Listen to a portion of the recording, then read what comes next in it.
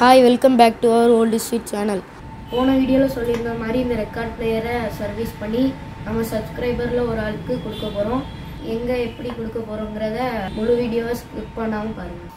இந்த ரெக்கார்ட் பிளேயரை இப்போ நம்ம சர்வீஸ் பண்ண போகிறோம். நார்மலாக ஒரு ரெக்கார்ட் பிளேயர் சர்வீஸ் பண்ணோம்னா 1 டே ஆகும், மினிமம் 1 டே ஆகும், 2 டேஸ் கூட ஆகலாம். பட் நமக்கு 10 நிமிஷத்தில் இந்த இதை முடிக்கணும். அதனால் சீக்கிரமாக சின்ன சின்ன ப்ராப்ளங்கள் என்ன இருக்குங்கிறத பார்ப்போம். சரியா? ஓகே, ஃபஸ்ட்டு இதை ஈஸியாக நம்ம ரிமூவ் பண்ணிடலாம். ஸ்க்ரூவெல்லாம் கலத்தி தான் வச்சுருக்கிறேன். இதில் வந்து ஓப்பன் பண்ணோன்னே தெரியுது இந்த வீல் வந்து ப்ராப்ளத்தில் இருக்குது. இந்த ஒரு ரப்பர் வீல் இருக்குது, இந்த ரப்பர் வீல் வந்து கொஞ்சம் ப்ராப்ளத்தில் இருக்குது, உடஞ்சிருக்கு. நீங்கள் பார்த்தீங்கன்னா தெரியும். இதை ஈஸியாக ரிமூவ் பண்ணிடலாம். இதில் ஒரு சின்ன கிளிப் இருக்குது, இதை ரிமூவ் பண்ணிட்டு ரப்பர் வீலை நம்ம ரிமூவ் பண்ணிடலாம். இதை பாருங்கள், இந்த ரப்பர் வீல் பார்த்திங்கன்னா ரொம்ப ப்ராப்ளமாக இருக்குது. இது உடஞ்சி வந்துடும், ஃப்ளெக்சிபிளாக இருக்குது. ஸோ இது வந்து இதான் முதல் ப்ராப்ளம். அடுத்தது பார்த்திங்கன்னா இந்த மோட்டர் வந்து இந்த புள்ளி கொஞ்சம் ஹார்டாக இருக்குது. ஸோ அதுக்கு நம்மகிட்ட ஒரு சின்ன மெடிசின் இருக்குது, மெக்கானிசம் ஆயில். ஸோ இந்த ஆயிலை வந்து நீங்கள் ஒரு ட்ராப் நீங்கள் அதில் விட்டிங்கன்னா போதும், அந்த மோட்ரு வந்து கொஞ்சம் ஃப்ரீயாக ஓடும். ஃபஸ்ட்டு ஒன்றுனா சரி பண்ணுவோம். ஸோ மோட்டரை வந்து ஃப்ரீ பண்ணிடுவோம்.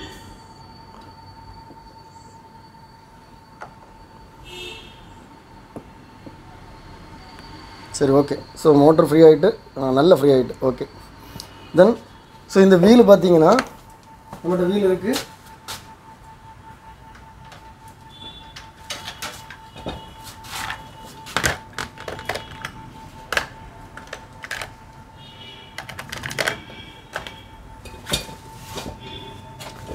இது ஒரு நல்ல வீல். ஸோ இந்த வீலை போட்டால் இதுக்கு செட் ஆகும். வீலை போட்டாச்சு. அந்த கிளிப்பை இதில் மாட்டி விட்றோம், நல்லா அந்த வீல் கலந்துடும்.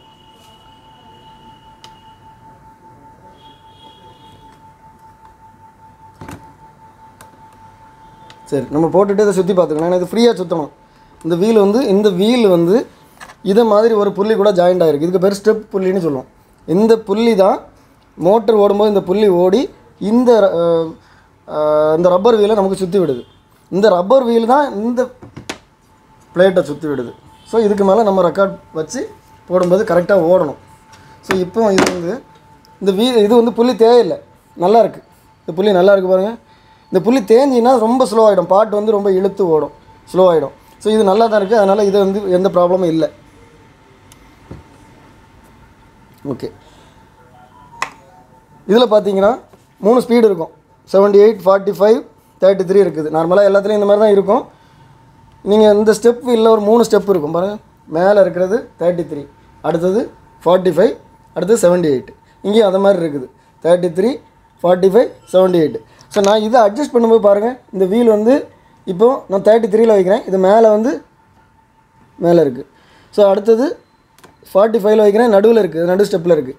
இப்போ பாருங்கள் 78 இந்த கீழே உள்ளதில் இருக்குது. ஸோ அதான் ஸ்பீடு மாறுது. இது பெருசு, இங்கே வந்து பெருசுலேருந்து சின்னதுக்கு போகும்போது என்ன செய்யுது, ஆட்டோமேட்டிக்காக ஸ்பீடு மாறுது. ஓகே, ஸோ இது இப்போ கரெக்டாக ஒர்க் ஆகுது பாருங்கள். ஸ்டெப் வந்து கரெக்டாக ஒர்க் ஆகுது. இப்போ நம்ம 2 ப்ராப்ளம் பார்த்தாச்சு. ஒரு ப்ராப்ளம் மோட்டர் ஜாம் ஆகிருந்தது. ஸோ அது கிளியர் ஆகியாச்சு. இந்த வீல் தான் ப்ராப்ளம்னு சொல்லி கண்டுபிடிச்சோம். அந்த வீலை சரி பண்ணியாச்சு. இது ஃபிலிப்ஸ் தனி வீல் கிடைக்குது, ஹெச்எம்பி தனி வீல் கிடைக்குது, எனக்கு தெரியும். அதனால் நான் உடனே எடுத்து போட்டேன். ஸோ இன்னும் ஒரு ப்ராப்ளம் இதில் வரும். என்னென்னா, நமக்கு இது வந்து கரெக்ட் ஸ்பீடில் ஓடின மாதிரி தெரியும். ஆனால் நீங்கள் இதை தூக்கி அதில் வச்ச உடனே ஸ்பீடு குறைஞ்சிரும். ஸோ அதுக்கு காரணம் பார்த்திங்கன்னா, இதில் ஒரு ஸ்ப்ரிங் இருக்குது. இந்த ஸ்ப்ரிங்கோட டென்ஷன் வந்து குறைஞ்சிட்டுன்னா நம்ம தூக்கி வச்ச உடனே ஸ்பீடு குறைஞ்சிரும். நிறைய பேர் வந்து நான் கரெக்டாக ஓடிட்டுருக்கு, தூக்கி வச்ச உடனே ஓடலை. ஸோ அதுக்கு காரணம் இந்த ஸ்ப்ரிங். இப்போ இந்த ஸ்ப்ரிங் இதில் கரெக்டாக தான் இருக்குது. ஸோ இது டென்ஷன் குறைஞ்சினா நமக்கு தெரியும், ரொம்ப லூஸாக இருக்கும். அப்படின்னா கொஞ்சம் கட் பண்ணிவிட்டு நீங்கள் இழுத்து இதை போட்டிங்கன்னா போதும், சூப்பராக இருக்கும். சரியா? ஓகே, இப்போ இது எப்படி ஃபங்க்ஷன் ஆகுதுன்னு பாருங்கள். இது நான் இப்போ ஸ்டார்ட் பண்ணோன்னா பாருங்கள், இது வந்து இதில் போய் ஒட்டிவிடும். இப்போ 33ல் இருக்கிறதுனால இந்த மேலே வந்து ஒட்டியிருக்கு பாருங்கள். நான் இப்போ ஸ்டாப் பண்ணுறேன், ஸ்டாப் பண்ணியாச்சு. இப்போ 45ல் வைக்கிறேன், இப்போ ஸ்டார்ட் பண்ணுறேன், அது 2வது ஸ்டெப்பில் போய் ஒட்டியிருக்கு. இப்போ ஸ்டாப் பண்ணுறேன், திருப்பி 78ல் வச்சுருக்கிறேன், இப்போ ஸ்டார்ட் பண்ணுறேன் 3ல். ஸோ இப்போ கரெக்டாக இருக்குது, எந்த ப்ராப்ளமும் இல்லை. ஓகே, ஸோ இன்னும் ஒரு முக்கியமான ப்ராப்ளம் வரும். என்னென்னா, இந்த 3 ஸ்க்ரூவும் கொஞ்சம் லூஸ் ஆச்சுன்னா, இதில் ஒரு ரப்பர் போட்டிருப்பாங்க, லூஸ் ஆச்சுன்னா மோட்ரு கீழே இறங்கிடும். இது கீழே தான் மோட்ரு இருக்குது, நீங்கள் பார்த்தீங்கன்னா தெரியும். இதாக இருக்குது, இதுதான் மோட்ரு. இந்த மோட்ரு ஒரு ஸ்டெப்பு கீழே இறங்கிச்சுன்னா அந்த புள்ளி அப்படியே கீழே இறங்கிடும். நான் ஆல்ரெடி இதை போட்டேன். இந்த புள்ளி வந்து கரெக்டாக இருக்கிறதுக்கு நான் என்ன பண்ணியிருக்கேன், கொஞ்சம் க்ளூ வச்சு விட்டுருக்கேன் பாருங்கள். இந்த க்ளூ இருக்கிறதுனால அந்த புள்ளி வந்து இப்போ கரெக்டாக 45 33 45 78 கரெக்டாக மேட்ச் ஆகுது. நீங்கள் வந்து இது கீழே போச்சுன்னா என்ன ஆகும்? 33 ஓடாது. இந்த மோட்டர் இப்படி கீழே இருந்ததுன்னா என்ன இப்போ நடக்கும் பாருங்கள். ஆக்சுவலி இது கீழே போயிடும், அந்த புள்ளி ஸ்டெப் புள்ளி கீழே போயிடும். அப்படின்னா நீங்கள் 33ல் போட்டு நீங்கள் ஆன் பண்ணிங்கன்னா இது ஓடவே செய்யாது. ஆனால் புள்ளியில் படாது, இந்த வீல் படாது.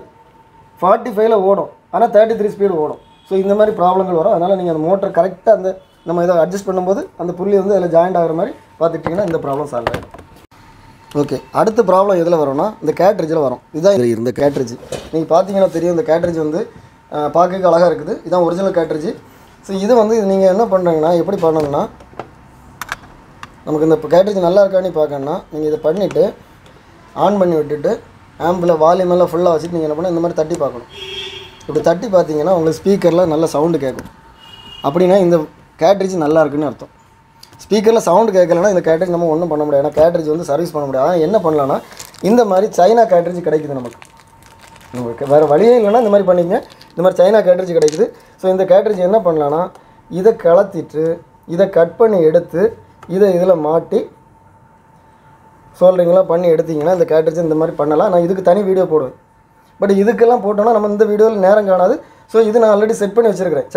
சைனா கேட்ரிட்ஜை இது கூட ஒரிஜினல் கேட்ரிட்ஜை ஆல்டர் பண்ணி நான் பண்ணி வச்சுருக்கிறேன். இது நல்ல குவாலிட்டியாக தான் இருக்கும். ஸோ இப்போ இதை நான் போட்டுக்கிறேன். ஓகே, இப்போ கேட்ரிட்ஜ் ரெடி, புள்ளி ரெடி, வீல் ரெடி, எல்லாமே கரெக்டாக இருக்குது. கண்டிப்பாக நம்ம போட்டால் ஓடும்னு நினைக்கிறேன். பார்ப்போம்.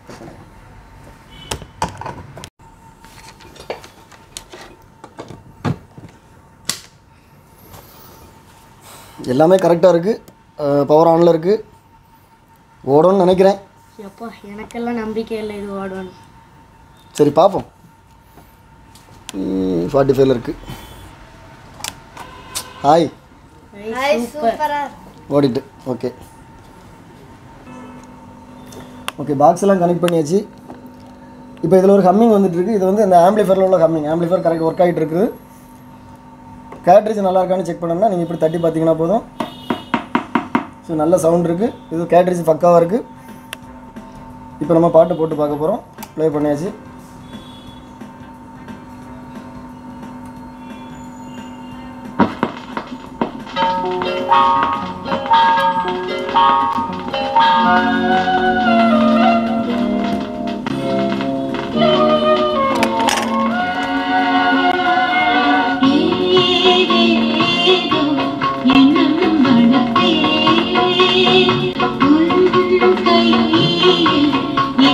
இப்போ இதுதானா பாடுதுன்னு நிறைய பேருக்கு டவுட் வரும்.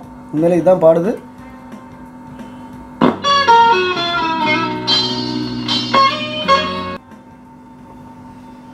இப்போ இது ஆட்டோமேட்டிக் ஆஃப் ஆகுது.